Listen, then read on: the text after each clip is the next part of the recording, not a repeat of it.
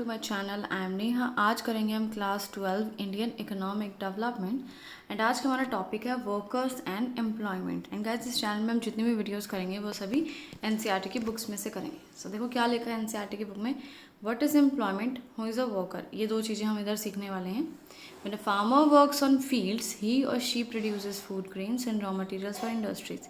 सबको पता है जब कोई भी फार्मर फील्ड्स यानी खेतों में काम करता है तो वो कुछ ग्रेन्स, फूड ग्रेन्स उगाता है, गेहूँ उगाता है या रॉ मटेरियल उगाता है, ठीक है, इंडस्ट्रीज़ के लिए।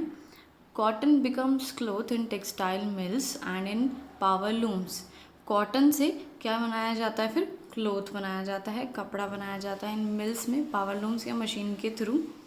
लोरीज transport goods from one place to another. Lorries यानी ट्रक वगैरह की यहाँ बात हो रही है, वो गुड्स एक जगह से दूसरे जगह पहुँचाते हैं। We know that the total money value of all such final goods and services produced in a country in a year is called its gross domestic product. यानी इसमें लिखा हुआ है कि हमारे देश में एक साल में जितनी भी गुड्स एंड सर्विसेज प्रोड्यूस होते हैं उनकी सारे पैसे कहलाते हैं ग्रोस डोमेस्टिक प्रोडक्ट। यानी जितने रुपए के गुड्स एंड सर्विसेज एक साल में प्रोड्यूस होंगे सारे ग्रोस डोमेस्टिक प्रोडक्ट कहलाएंगे। When we also consider what we pay for our imports and get from our exports, we find that there is a net earning for the country which may be positive or negative.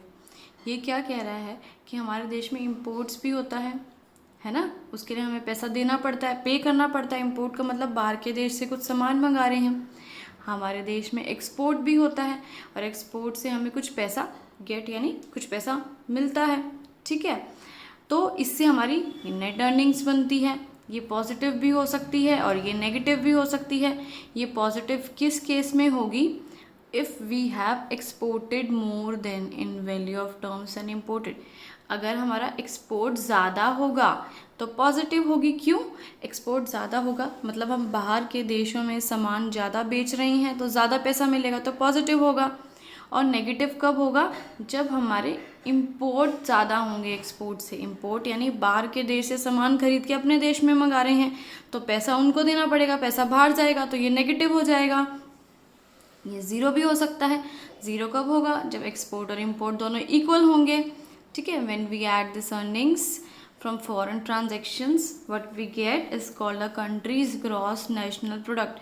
और जब हम इस earning को add करते हैं, ठीक है, ये जो एक्सपोर्ट और इम्पोर्ट वाली अर्निंग है इससे हमारा निकलता है ग्रॉस नेशनल प्रोडक्ट, ठीक है।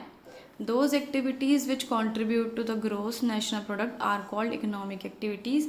और जितनी भी एक्टिविटीज़ हैं जिनसे हमारा ग्रोस नेशनल प्रोडक्ट बढ़ता है सारी इकोनॉमिक एक्टिविटीज़ कहलाई जाती है। यानी कोई भी एक्टिविटी जिससे पैसा आ रहा है या जा रहा है हमारे देश में सारी इकोनॉमिक एक्टिविटीज़ कहलाई जाती हैं। All those who are engaged in economic activities in whatever capacity high or low are called workers।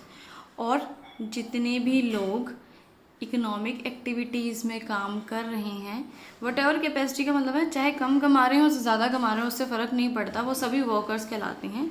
जो भी लोग इकोनॉमिक एक्टिविटी में इन्वॉल्व हैं यानी कुछ ऐसा काम कर रहे हैं जिससे कि पैसा उनके पास आ रहा है या उनसे जा रहा है या उनके पास से जा रहा है। Even if some of them temporarily abstain from work due to illness, injury or other physical disability, bad weather, festivals, social religious functions, they are also called workers।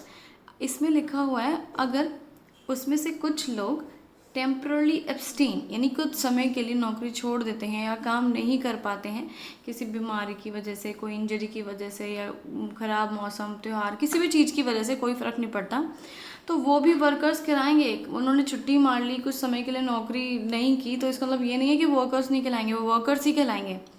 Workers also include all those who help the main workers in activities.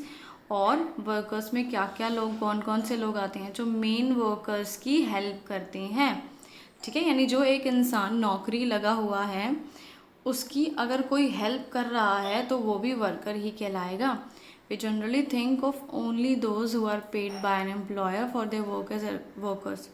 Generally हम क्या सोचते हैं कि वही लोग worker कहलाते हैं जिनको पेड यानी पैसा मिलता है एम्प्लॉयर के द्वारा, उनके बॉस के द्वारा पैसा दिया जाता है। हम सोचते हैं कि बस वही वर्कर्स हैं। लेकिन ऐसा नहीं है। Those who are self employed are also workers. जो सेल्फ एम्प्लॉयड लोग हैं यानी जो खुद का बिजनेस या काम करते हैं वो भी वर्कर्स हैं। The nature of employment in India is multi faceted.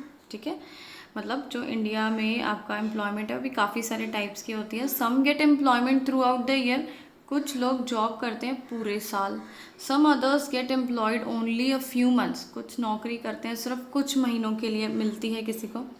Many workers do not gate fair wages, कुछ ऐसे वर्कर्स होते हैं जिनको फेयर वेजेस नहीं मिलती है, मतलब जितना वो डिज़र्व करते हैं मिलना चाहिए उतनी तनख्वाह नहीं मिलती है। So while estimating the number of workers all those who are engaged in economic activities are included as employed. So जब हम काउंट करते हैं कि नंबर ऑफ वर्कर्स कितने लोग काम करते हैं, इस चीज़ को जब काउंट किया जाता है तो इसमें वो सभी लोग आते हैं जो इकोनॉमिक एक्टिविटीज़ में इन्वॉल्व हैं। You might be interested in knowing the number of people actively engaged in various economic activities during, अगर हम 2011-12 की बात करें तो इंडिया में 473 मिलियन लोग थे जो कि नौकरी करते थे या कोई भी काम करते थे। Since majority of our people reside in rural areas, the proportion of workforce residing there is high. ज़्यादा से ज़्यादा लोग रूरल एरियाज़ में रहते हैं, इसलिए जो है वहाँ ज़्यादा लोग काम करते हैं, वर्कफोर्स उधर आपकी ज़्यादा है। आगे देखो क्या लिखा, rural workers constitute about 3/4 of is 473 million. Rural areas में 3/4 लोग जो है पूरे काम करते हैं, मतलब अर्बन और रूरल एरियाज़ का अगर टोटल देखो तो। Men form the majority of workforce in India, India में मेन जो है वो मेजॉरिटी यानी ज़्यादा काम करते हैं। About 70% of the workers are man, लगभग 70% जो है वर्कर्स आदमी हैं और जो बाकी बच गए वो सारे वुमन और चाइल्ड लेबर्स हैं। Woman workers account for 1/3 of the rural workforce, और जो वुमन हैं वो 1/3 औरतें जो है वो काम करती है रूरल एरियाज़ में। ठीक है, they are just 1/5 of the workers. लेकिन अगर अर्बन एरियाज़ की बात करें तो 1/5 औरतें हैं जो अर्बन एरियाज़ में काम करती हैं।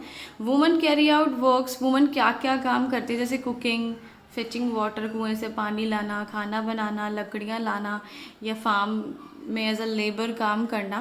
दे are not paid wages in cash in the form of grains, लेकिन उनको वेजेस नहीं मिलती है, जैसे ना कैश के रूप में ना उनको ग्रेन्स मिलते हैं, कभी कभी उनको कुछ भी नहीं मिलता है।